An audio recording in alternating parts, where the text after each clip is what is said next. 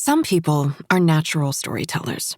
They know how to set the scene, find the right angle, when to pause for dramatic effect or breeze past inconvenient details. I wouldn't have become a librarian if I didn't love stories, but I've never been great at telling my own. If I had a penny for every time I interrupted my own anecdote to debate whether this actually had happened on a Tuesday or if it had in fact been Thursday, then I'd have at least 40 cents, and that's way too big a chunk of my life wasted for way too small of a payout. Peter, on the other hand, would have 0 cents and a rapt audience. I especially loved the way he told our story about the day we met. It was late spring 3 years ago. We lived in Richmond at the time, a mere 5 blocks separating his sleek apartment in a renovated Italianate from my shabby, not quite chic version of the same kind of place.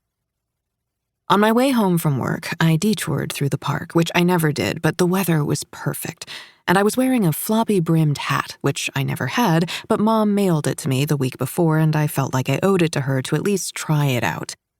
I was reading as I walked, which I'd vowed to stop doing because I'd nearly caused a bike accident doing so weeks earlier, when suddenly a warm breeze caught the hat's brim. It lifted off my head and swooped over an azalea bush, right to a tall, handsome, blonde man's feet.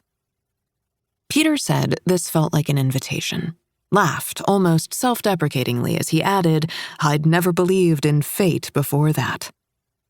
If it was fate, then it's reasonable to assume fate a little bit hates me because when he bent to retrieve the hat, another gust swept it into the air and I chased after it right into a trash can, the metal kind, bolted to the ground. My hat landed atop a pile of discarded lo mein, the lip of the can smashed into my rib cage, and I did a wheezing pratfall into the grass. Peter described this as adorably clumsy. He left out the part where I screamed a string of expletives. "I fell in love with Daphne the moment I looked up from her hat," he'd say. No mention of the trash noodles in my hair. When he asked if I was okay, I said, "Did I kill a bicyclist?" He thought I'd hit my head. Nope, just bad at first impressions. Over the last 3 years, Peter dusted off our story every chance he got. I was sure he'd work it into both our vows and his wedding reception speech. But then his bachelor party happened, and everything changed. The story tipped onto its side, found a fresh point of view. And in this new telling of it, I was no longer the leading lady, but instead the teensy complication that would forever be used to jazz up their story.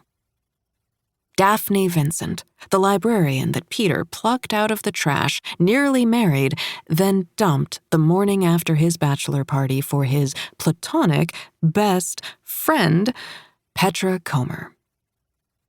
Then again, when would he even need to tell their story?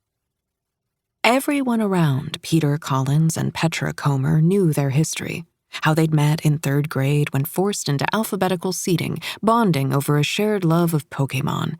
How, soon after, their mothers became friends while chaperoning an aquarium field trip, with their fathers to follow suit.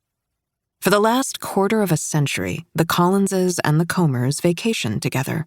They celebrated birthdays, ate Christmas brunches, decorated their homes with handmade picture frames from which Peter's and Petra's faces beamed out beneath some iteration of the phrase, "best friends forever." This, Peter told me, made him and the most gorgeous woman I'd ever met more like cousins than friends.